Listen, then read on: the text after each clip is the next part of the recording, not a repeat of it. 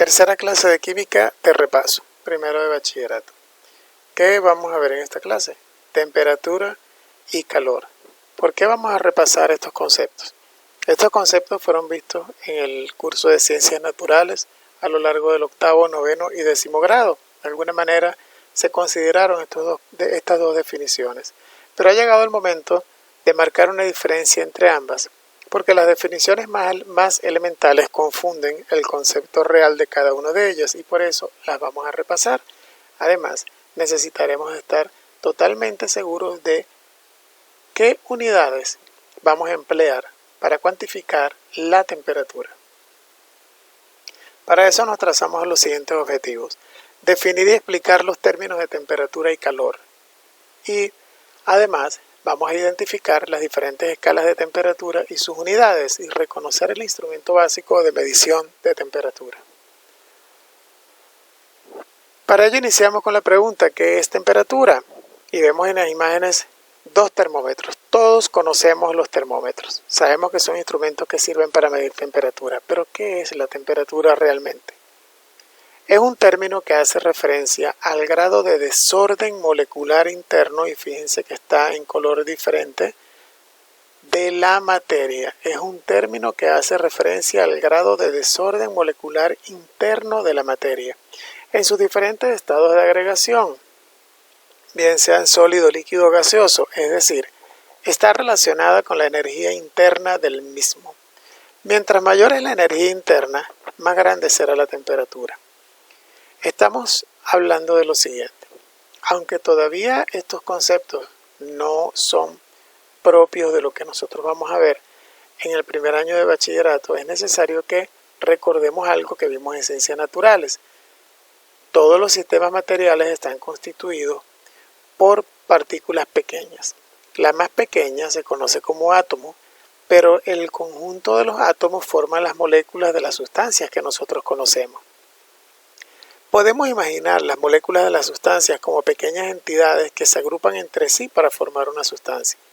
Si nosotros las imaginamos como si fueran pequeños puntitos o bolitas que están todas juntas, cuanto más energía tienen estas bolitas, más desorden molecular hay. Imaginemos por un momento que estamos todos agrupados en un salón, 40 personas. Mientras más hacinados estemos, más vamos a sentir calor, y ese calor va a hacer que nos movamos más. Eso genera caos. La magnitud de ese caos, la magnitud de ese movimiento interno es lo que nosotros medimos como la temperatura. Por supuesto que no nos interesa cuantificar el desorden desde el punto de vista de cómo se ve, sino que tener una dimensión que me diga qué tanta energía interna tiene un sistema. Esa es la real definición de temperatura. Mientras que el calor, en cambio, es un término que hace referencia al flujo de energía térmica entre dos objetos, masas o cuerpos, debido a que entre ellas existe una diferencia de temperatura. Es totalmente diferente. Mientras que la temperatura hace referencia al caos molecular interno de un sistema, qué tan agitadas están las moléculas de un sistema, el calor hace referencia al flujo de energía térmica que existe entre dos cuerpos cuando entre ellos hay una diferencia de temperatura. Es decir, el calor es energía que se mueve, energía en tránsito. No se puede almacenar, no se puede contener. Esta energía puede ser cuantificada y tiene unidades para expresarse, pero no es objeto de estudio en este momento. Por eso, aquella vieja definición que siempre nos decían que la temperatura es la cantidad de calor que un cuerpo posee, es obsoleta, no sirve, no es real y no es verdadera. El calor es energía en tránsito, no se puede almacenar, nadie la puede contener. Mientras que la temperatura es una medida de cuán desordenados están molecularmente los sistemas. Son dos cosas totalmente diferentes, aunque guarden relación. El calor, por ser energía en tránsito, entonces por supuesto nosotros lo vamos a ver manifestado de diferentes formas. Por ejemplo, en estas figuras vemos cómo el fuego está calentando agua en una olla. El fuego es una forma de transmisión de calor. Aunque no lo podamos ver, el fuego es una gran fuente de energía térmica y lo que va a hacer es que le va a transmitir energía a un sistema que está más frío que la madera que está ardiendo aquí. Lo que está aquí es madera que está ardiendo. Obviamente tiene más temperatura que el agua que yo pueda tener en esta olla inicialmente. Ese calor va a fluir por un proceso que se llama conducción, que es el proceso de transferir calor a través de un sólido, en este caso a través de la pared de la olla, y el agua va a aumentar la temperatura. Las moléculas del agua, las entidades que forman el agua van a empezar a moverse por todas direcciones porque el calor las obliga a moverse. Entonces el caos molecular aumenta y cuando aumenta ese caos molecular aumenta la temperatura. Cuando metemos un termómetro nos damos cuenta que mientras más tiempo yo tenga el agua en el fuego, en la medida que vaya pasando, esta temperatura irá subiendo porque el caos molecular irá incrementándose. Lo mismo si yo coloco al lado de una velita una barra de metal, puede ser que al inicio empiece a calentarse el extremo que está más cerca de la llama, pero si yo la dejo mucho más rato, el calor empieza a conducirse, fenómeno de conducción, a través de la barra y va a llegar un momento en que se va a ir calentando, se va a ir calentando y se va a ir calentando y si yo toco este extremo me voy a quemar. Todas las moléculas, todas las entidades que constituyen esta barra de metal, aunque el calor de la vela no sea suficiente para derretirla, las va a mover. El término que se utiliza en química para esto y en física es el siguiente: el calor va a aumentar el estado de excitación molecular y cuando esto ocurre aumenta la temperatura y nos quemamos los dedos. Esto, por supuesto, es energía que se está moviendo a través de la barra, por eso es energía en tránsito. ¿Con qué medimos la temperatura? Obviamente con un termómetro. Esta figura nos muestra termómetros digitales y termómetros de bulbo de mercurio, los típicos para medir. Así como con una cinta métrica podemos medir pequeñas longitudes, en centímetros, por ejemplo, la temperatura la podemos medir con un instrumento llamado termómetro, el cual existe en diferentes tipos, como los que tenemos en la figura. Pero ¿en cuáles unidades medimos la temperatura? Bien. Grados Celsius, sistema internacional, o también denominado grado centígrado. Actualmente el nombre aceptado es grados Celsius, no grados centígrados. Y se representa con el símbolo super cero y una C mayúscula. Esto es un super cero, un exponente, un índice. Esta unidad de medida se define escogiendo el punto de congelación del agua como 0 grados y el punto de ebullición del agua como 100 grados. Ambas medidas a una atmósfera de presión y dividiendo la escala en 100 partes iguales en las que cada una corresponde a 1 grado. Esta escala la propuso Anders Celsius en 1742, físico y astrónomo sueco. Bien, como pueden darse cuenta, es una unidad arbitraria. Simplemente hay que medirla de alguna forma. Bueno, entonces este científico dijo, vamos a llamar grado cada división que haya entre, le asignamos el 0 en el punto en el que el agua está congelada y 100 al punto en el que el agua se vaporiza totalmente. Y cada grado le ponemos un nombre. Como él fue el que propuso, pues le pusieron su apellido, eso es todo. Pero esta magnitud lo que nos está diciendo a nosotros es qué tanto las moléculas de agua se excitan por la influencia del calor. Se genera ese caos.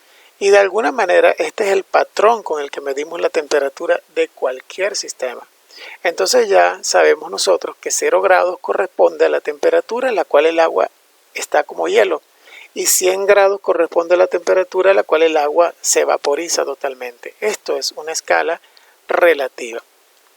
Vamos a ver por qué se le llama relativa. El grado Fahrenheit, representado como un super cero F, tal como lo vemos aquí en el puntero, es una escala de temperatura propuesta por Daniel Gabriel Fahrenheit en 1724. La escala establece se establece como las temperaturas de congelación y ebullición del agua 32 y 212, números arbitrarios también, pudieron haber sido cualquier otros. Como lo hizo Daniel Gabriel Fahrenheit, el grado se llamó grado Fahrenheit. El método de definición es similar al utilizado para el grado Celsius. Entonces hay una equivalencia. Si en donde empiezan estas escalas es el punto donde el agua está como hielo, quiere decir que 0 grados Celsius es exactamente igual que 32 grados Fahrenheit. ¿Por qué? Porque esos son los puntos donde el agua está como hielo. Entonces ya yo tengo una equivalencia. 0 grados centígrados, como diríamos normalmente, son 0 grados Celsius, equivalen a 32 grados Fahrenheit. Por lo tanto, al tener esa equivalencia, ya yo puedo transformar hasta casi de esta manera. Si 0 grados Celsius son 32 Fahrenheit, 20 grados Celsius van a equivaler a 70 grados Fahrenheit y 100 grados Celsius van a equivaler a 212 grados Fahrenheit. Y se puede dividir en partes iguales el mismo termómetro. ¿Por qué a estas escalas se les llaman escalas relativas? Porque están relacionadas o son relativas, tienen que ver con un proceso físico de transformación, en este caso del agua. Están referidas al estado de congelación y al estado de vaporización del agua. Por eso, por estar referidas a alguien, por ser relativas a alguien, estas escalas se llaman escalas relativas.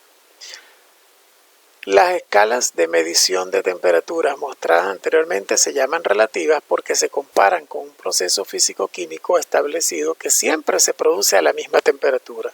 Tal proceso es el referido a los cambios físicos del agua al someterse a flujos de calor a una presión constante, en este caso la atmosférica. Por eso vemos aquí una fotografía del agua como hielo, agua líquida y el agua pues vaporizándose. Se supone que aquí estamos a 0 grados, se supone que aquí ya estamos en 100 grados porque está hirviendo y se está vaporizando. Y este estado es un estado intermedio, puede ser 50, 30, 20, 10 grados.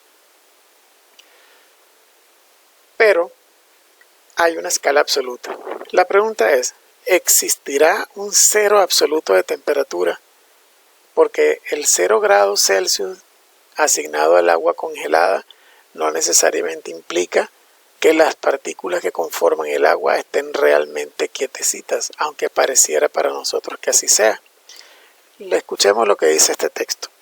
Las escalas absolutas son las que parten del cero absoluto, que es la temperatura teórica más baja posible y que corresponde al punto en el que las moléculas y los átomos de un sistema tienen la misma energía térmica, la mínima energía térmica posible, Es decir, en este punto cesa todo movimiento molecular, cesa el caos molecular, por lo tanto la temperatura es cero.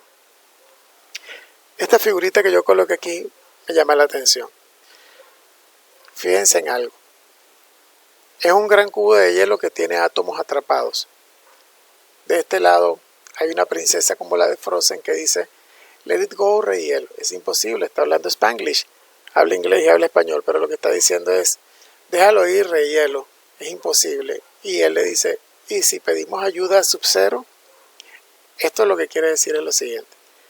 El cero absoluto es la temperatura más baja posible, inalcanzable en la práctica, y supone la ausencia casi total de movimiento de partículas en un sistema.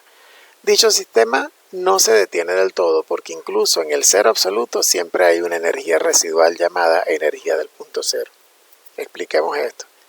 Si la temperatura tiene que ver con el movimiento de las moléculas, mientras más movimiento hay porque hay influencia de calor, mayor será la temperatura.